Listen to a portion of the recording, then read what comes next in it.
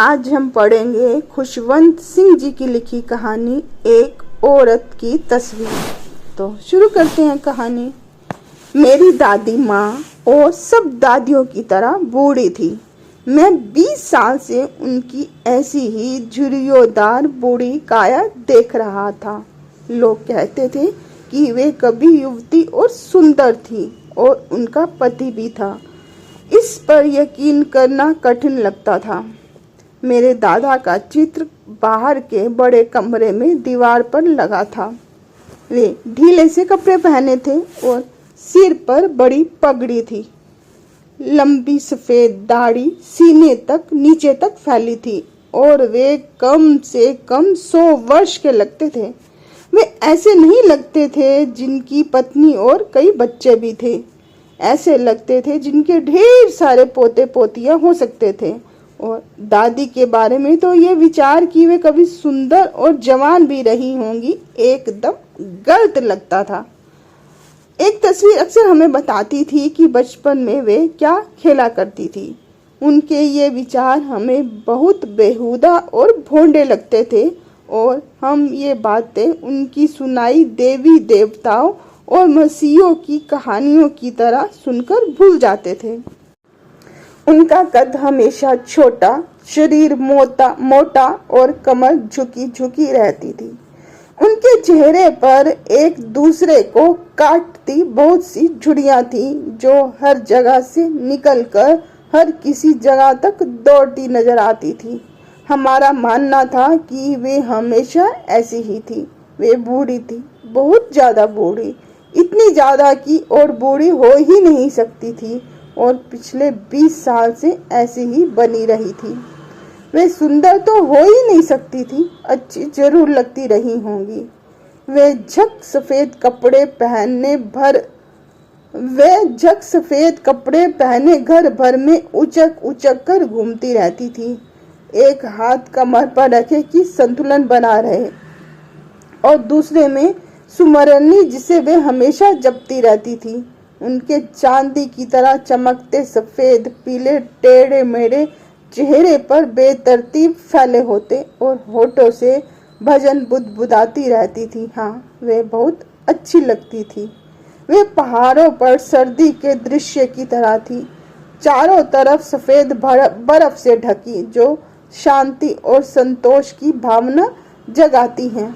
दादी माँ और मैं बहुत अच्छे मित्र थे। मेरे माता पिता जब शहर रहने गए तो मुझे उनके पास छोड़ गए थे और हम हमेशा साथ रहते थे।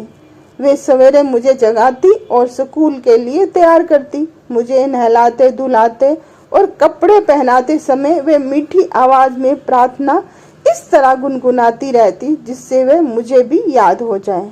मुझे उनकी आवाज अच्छी लगती थी, इसलिए मैं सुनता तो रहता, लेकिन मैंने याद करने की जहमत नहीं मोल ली।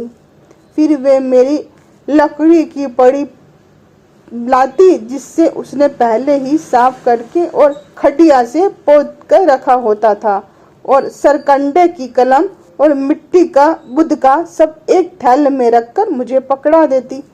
इसके बाद हम शाम की रखी बासी रोटी पर जरा सा घी और शक्कर चुपर कर नाश्ता करते और स्कूल के लिए चल पड़ते। वह कुछ और बासी रोटियां साथ रखती जिसे वह रास्ते के कुत्तों को खिलाती चलती थी। दादी माँ मेरे साथ हमेशा स्कूल इसलिए जाती थी क्योंकि वे गुरुद्वारे का ही हिस्सा था। ग्रंथी हमें वर्णमाला और सवेरे की प्रार्थना सिखाता था।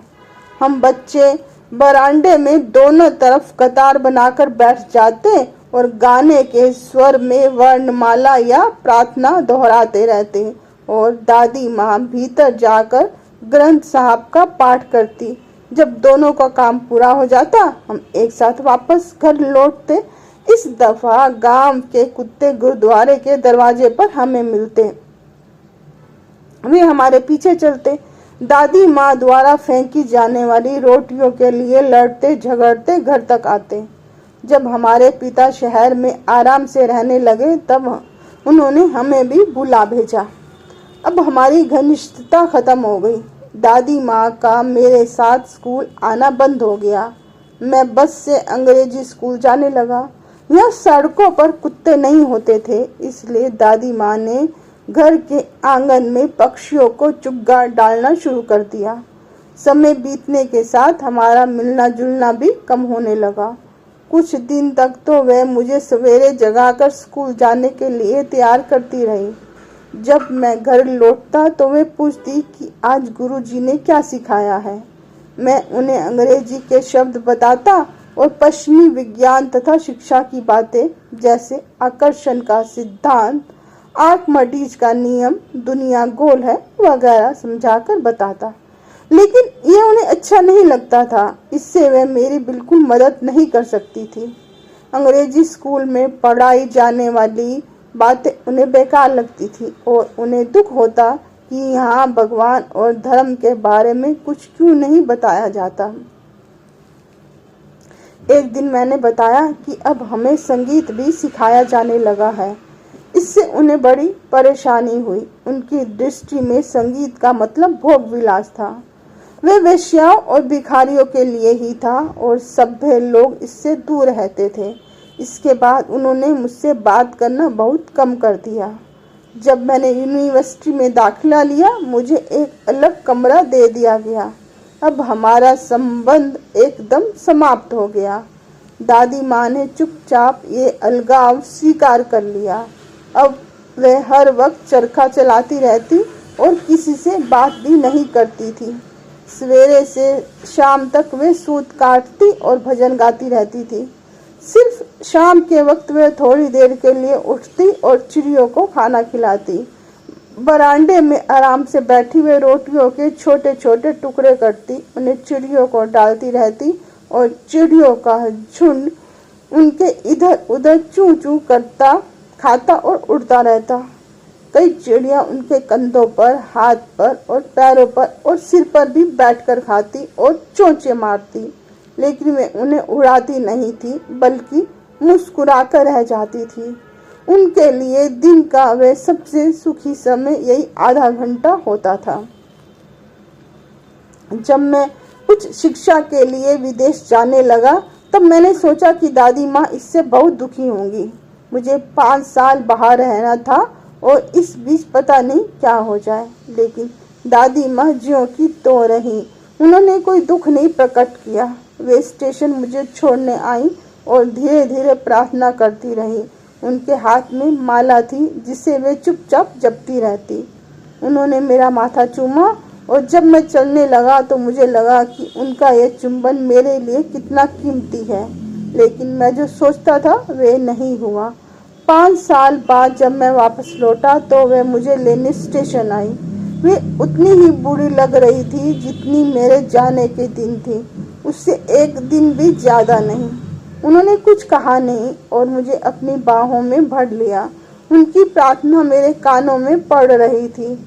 लौटने के बाद पहले दिन भी मैंने देखा कि वे उसी तरह चिड़ियों को खाना खिलाती, उनसे हल्की फुल्की बातें करती, वैसे ही खुश हैं। शाम को उनमें एक परिवर्तन दिखाई दिया। आज उन्होंने प्रार्थना नहीं की, अपने पड़ोस की औरतों को इकट्ठा किया, एक ढोलक ली और उसे बजा बजा कर जोर जोर से गाना शुरू कर दिया। कई घंटे वे इस पुरानी ढोलक पर गाती बजाती योद्धाओं की घर वापसी के गीत गाती रही। हमें उन्हें समझाकर रोकना पड़ा कि इससे उनका तनाव बढ़ेगा।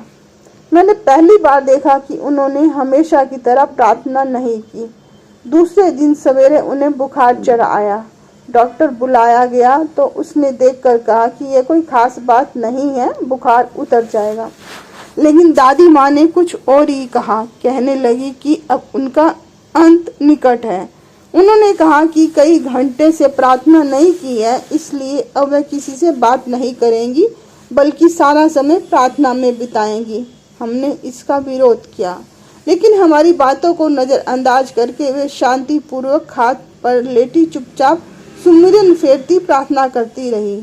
हमारी उम्मीद से पहले ही उनके होठ अचानक बंद हो गए। सुमरनी हाथ से गिर पड़ी और आंखें बंद हो गईं।